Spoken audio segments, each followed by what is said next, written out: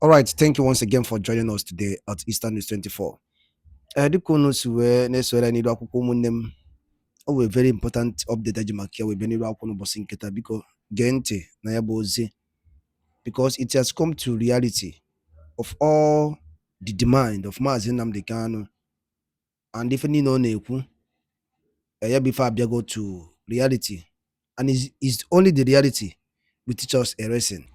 Senators raises alarm, demands gone for every Nigerian citizens for self-defense, death penalty for kidnappers and bandits. Hear the news in details. All right, big pay attention to the update. Ajimaka webeni akwụkwọ. Ọ ya masị m ka ịtọ ntị ka ige ya bụ ozi and tụsakwa ya nke ọha n'uju. Over to you, sir. My name is Engineer Baribe, and I represent Abia South. The writer, George Orwell, made a very profound statement, which I will quote. He says that in times of universal deceit, telling the truth becomes a revolutionary act. We are being told every day to be patriotic. We are being told here that we shouldn't say anything against. We are being told that, oh, you shouldn't talk about the past. You should focus on the present. Yet, on this floor, rather than focus on what we're supposed to talk about, we go back to say, oh, during 2015, oh, the Chibok girls happened, and oh, we are now rescuing people. People were not rescued at that time. During Chibok, 17 local governments in Katsina were not having palace with bandits. People in Kebbi were not leaving all the rural areas and coming to only the urban areas to stay.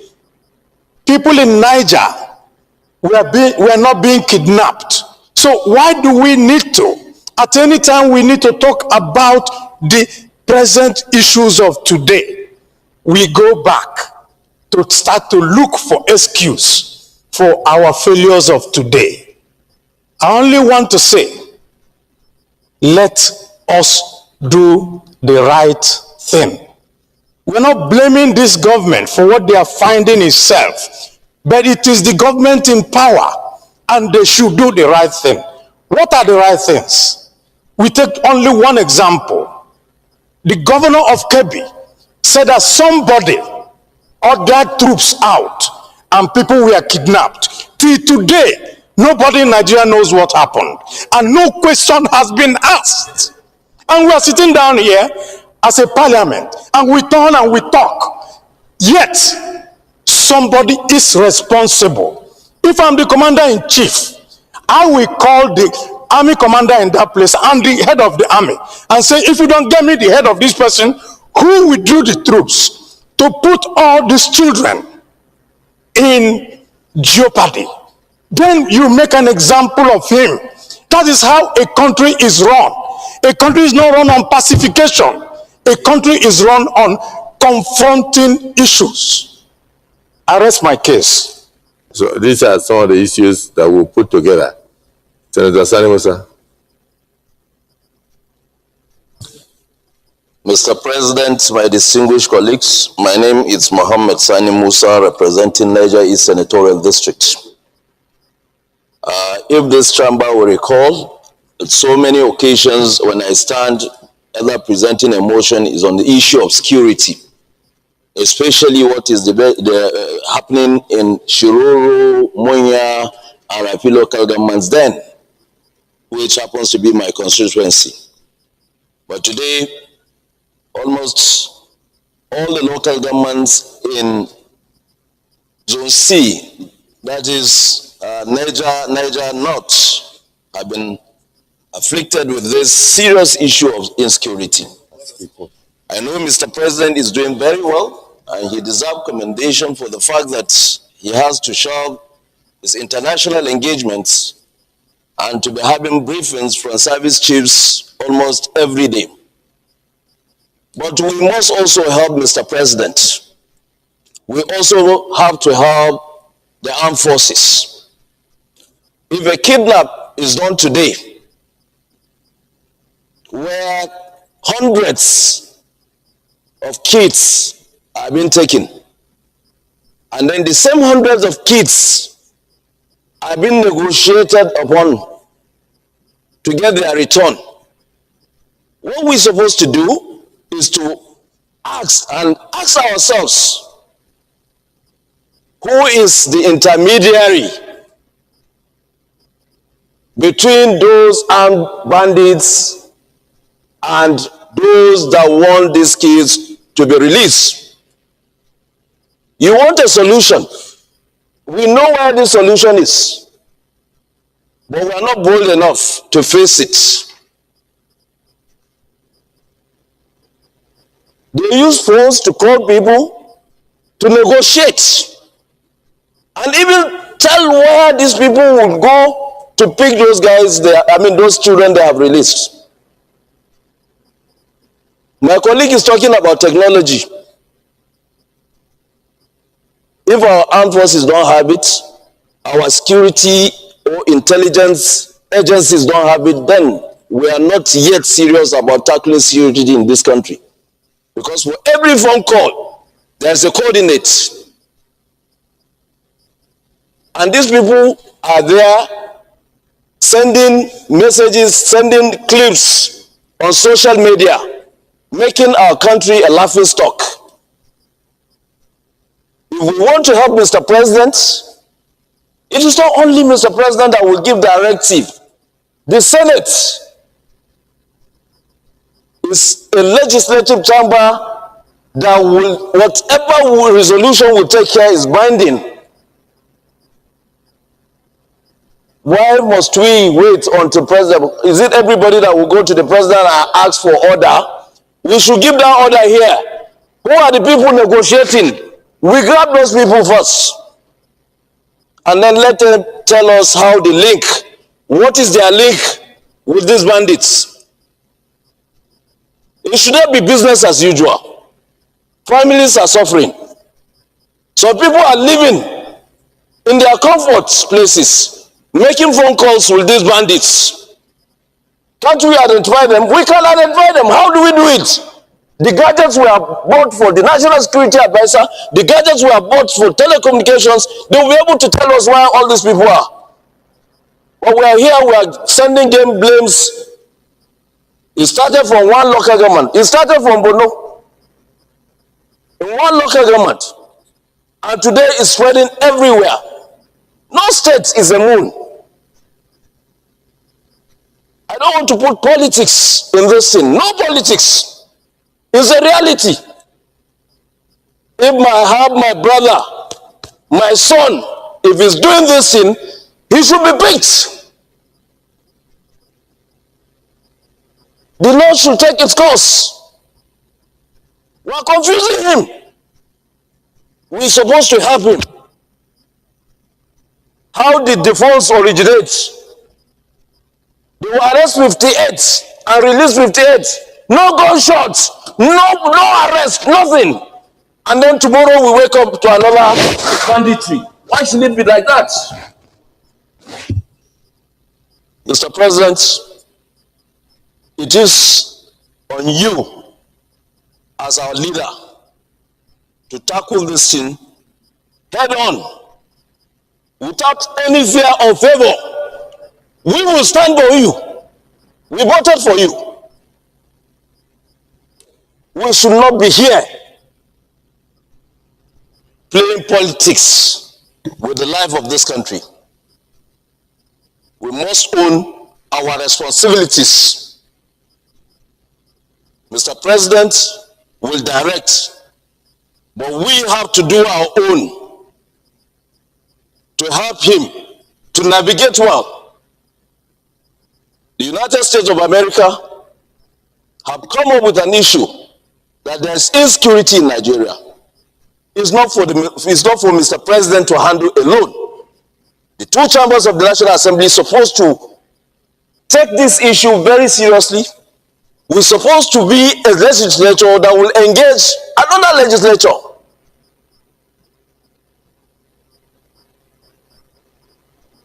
If a senator or a congressman will talk, a senator and a congressman in Nigeria are supposed to talk and engage them. They represent their own people, we represent our own people.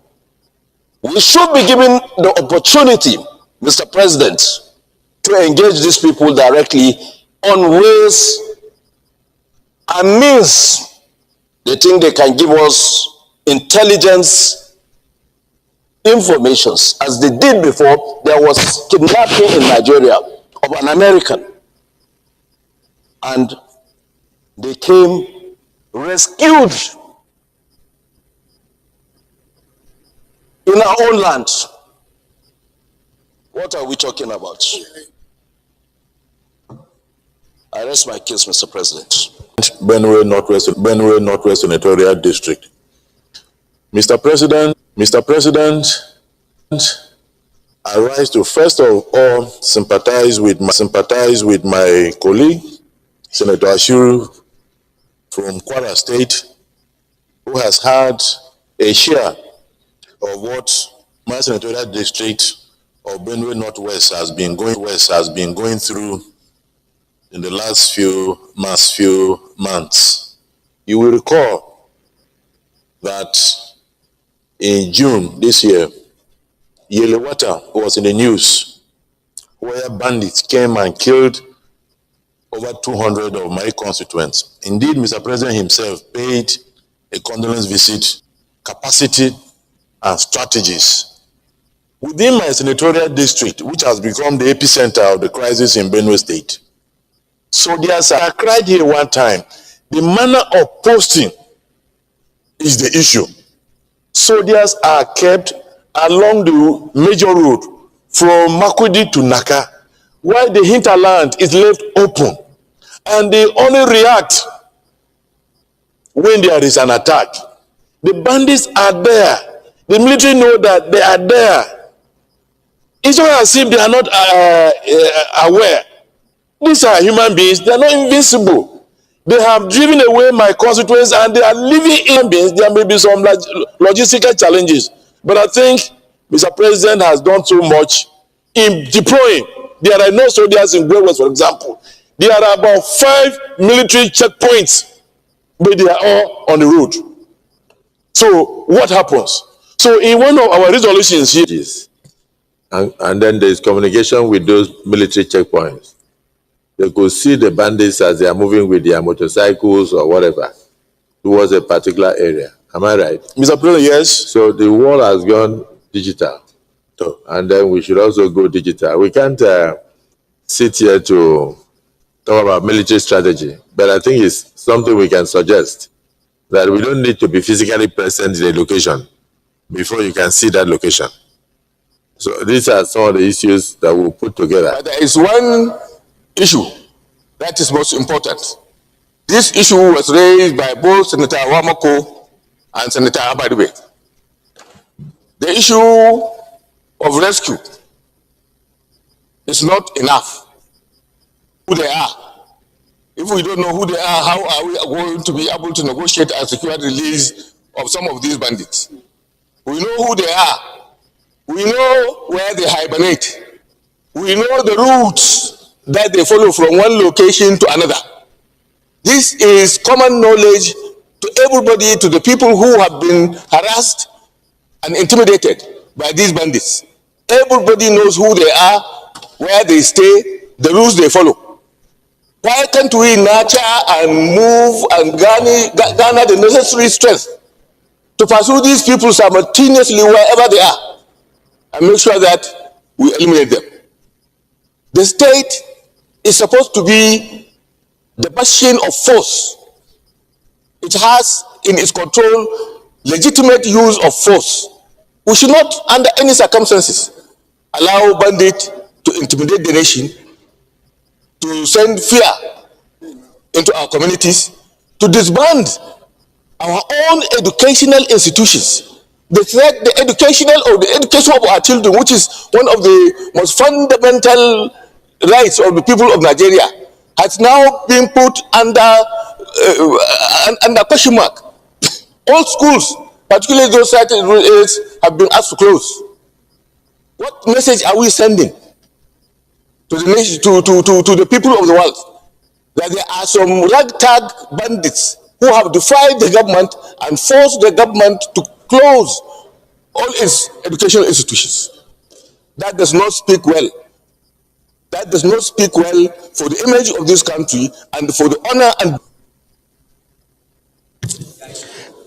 I said earlier on this floor that this intrusion is like measles. It spreads.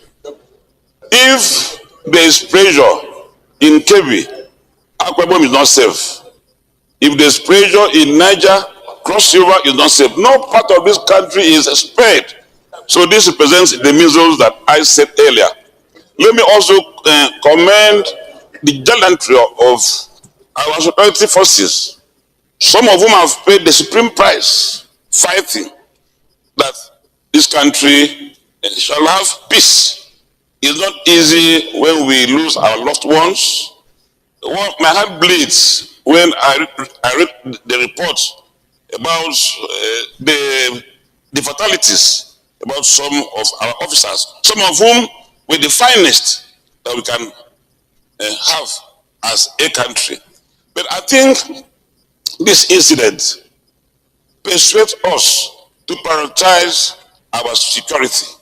I've always held the view that security should be everybody's concern and that we must all lead from the front. We must all lead from the front.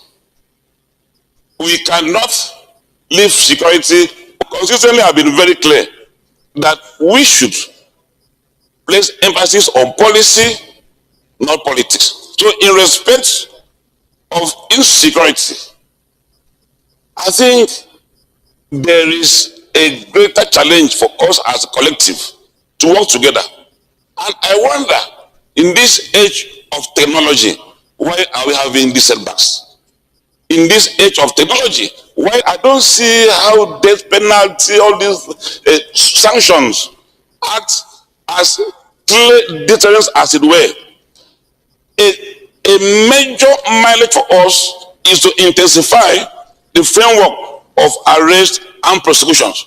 I believe that we have scored huge successes in this fight. So I want to emphasize the deployment of technology, and we intensify the framework for arrest and prosecution. On behalf of Akwebom South that I represent, we share in the concerns of Nigerians. We salute that our president is leading from the front, but we challenge other. The Senate President Emeritus. Thank you very much, Mr. President. Very distinguished colleagues. That's our reality. And in a situation like this, it is also time for unity. And let me say, Mr. President, that our armed forces are doing their best. Senator Zam, approach the Available to them.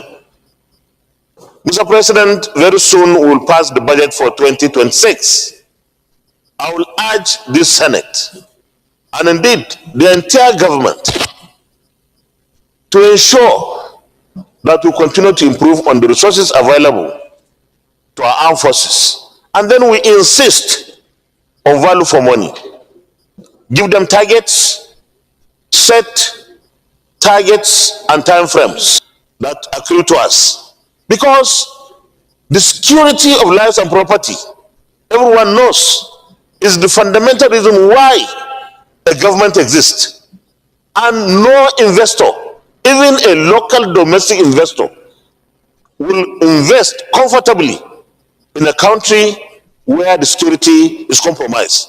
Talk less of foreign direct investments. Mr. President, distinguished colleagues, we don't need to go to any part of the world to beg anybody to come to Nigeria to invest if we secure our country. Why? We are over 200 million. That's a huge and massive market for any product. And in fact, we excel everywhere in the world. Our challenges are within our country. Mr. President, distinguished colleagues, we can continue to buy arms and ammunition and platforms from other countries, but that is not the way to go in the long run, because we bought the super Tucanos. What happened? So the sensors that we needed on those super Tucanos were not made available. We have therefore every reason to devote so much resources and make the right policies and legislations for DICON, the Defense Industries Corporation of Nigeria, based in Kaduna, to function. The president, when he came into office, the DICON Act was one of the first acts he signed. And today, we have some companies that have to do with defense industries trying to come into Nigeria. We have to encourage them. We have to provide the enabling space in other countries. What will come to us in 1 month could be there for 3 months, or 3 years rather. Why politics? Mr. President, so far, the situation in the last 1 month in Nigeria is tense, is tough, and requires full support, complete and total support for the leadership of this country, information, and protect citizens who volunteer information. Thank you very much. Thank you very much for the privilege to speak. Distinguished Senator Badahonsi. Mr. President, my distinguished colleagues, I think it is an hour of truth now. We have to tell ourselves the truth. We will tell Mr. President the truth so that we are not going to be consumed. All. The questions are so many, but few will be asked. This within Nigeria, what of their captors, particularly the hostages? They are here in Nigeria. Then we are now talking of technology. Which technology? As a nation, we have a nation with full military power. That's what we call Nigeria, which all of us belong to. Then some tortured, wretched boys are now holding us to ransom. And we are saying, our former president is here now. We nearly impeached the president.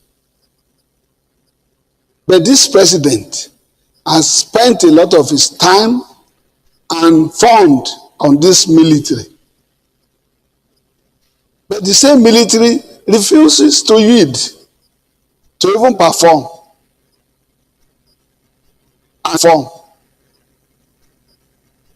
And it's now, we are now owing a lot to our people. The military architecture, I retired at an equivalent of a lieutenant general in the service. The military, that is the soldiers, that's the army, the navy, and the air force. They don't take any other apart from the commander-in-chief or anybody that is representing them of higher caliber. That is a general command, the command structure of what is happening today. The minister is not a soldier, a retired general. The minister of state, all of them are businessmen. The NSA is a retired policeman. And do you know what the soldiers call us? They say, soldier here retired. I've gone down them. They call us bloody civilians. They don't regard us. And that is what is affecting us on ground there now. The CEC needs to look at its military architectural design around him and do the needful. If not, we will continue to waste money. Because they will not take order from any other person other than their own general. We are in almost in military rule and we are at war. He should stand as the real, he's a commander-in-chief because he listens and is spending on them. That is what can really solve the problem. Today, almost 120 something countries have already legalized carrying arms by sane and respectable people. I think it is time for Nigeria to allow us to be carrying arms. If not, these boys, you see them, you will just be free because there are not too many. It is time for us to stand and make a law that it is criminal for the negotiator, because the negotiators are even eating deep into what is happening today. Where is the bank where they normally withdraw such huge of money to settle them, including the banks, including the negotiator and the kidnappers? They are all criminals and they should face death penalty. I submit, sir.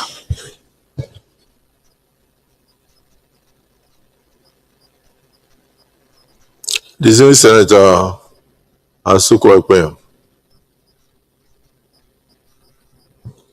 Good afternoon, Mr. President, distinguished colleagues. Thank you, Mr. President, for giving the opportunity to Cross River South to contribute to this very extremely important motion. My name is Asuko Ekpenyong, Senator representing Cross River South.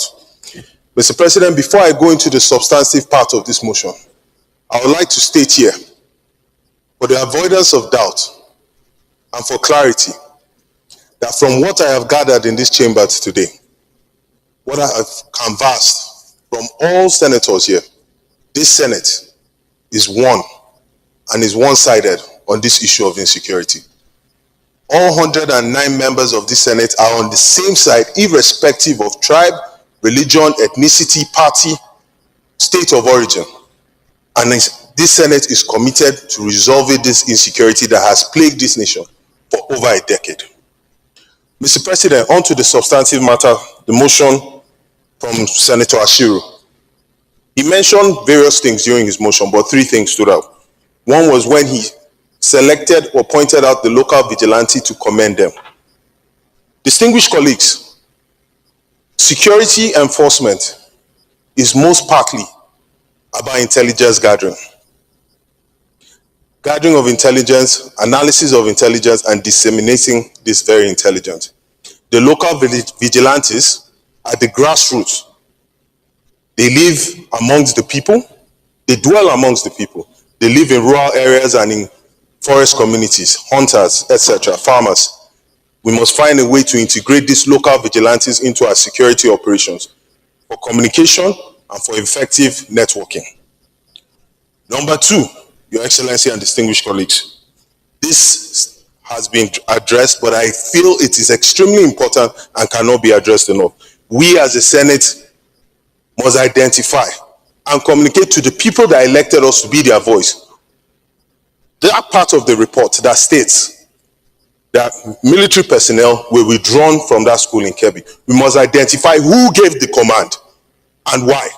And that must be made public to the Nigerian people. Finally, and also as important, just like the last speaker mentioned, there is need, as Senator Ashiru alluded to review the Nigerian firearm law. We must get back to our people who elected us to represent them and find out their feelings on this. Distinguished colleagues, every man deserves the right to protect and defend his life and that of his family. And bringing a knife to a gunfight can never be a fair fight. We must discuss this. We must get back to our people. Mr. President, these are the three observations I would like to make here. I rest my case. Thank you, sir. Senator Issa Jibrin. Your Excellency, Mr. President, very distinguished colleagues, I am Issa Jibrin, representing the very good people of Kogi East. Your Excellency, I have listened attentively to the comments by my colleagues, and I appreciate them all. But I want to dwell briefly on the issue of confidentiality of the plans and strategies by the military. The military should be free, is akin to game theory. Ebumone gente. Edaluli ne nukunu siwe na nunum obosi nketa na Eastern News 24 bụ ebe anyị si were wetara ya bụ nnukwu ozi gbasara maka ya bụ ife na-emenụ ka efi were ikwu gbasara maka ya bụ ife ndị anyị wetara n'ụbọchị nkịta n'iru akwụkwọ ka emesịa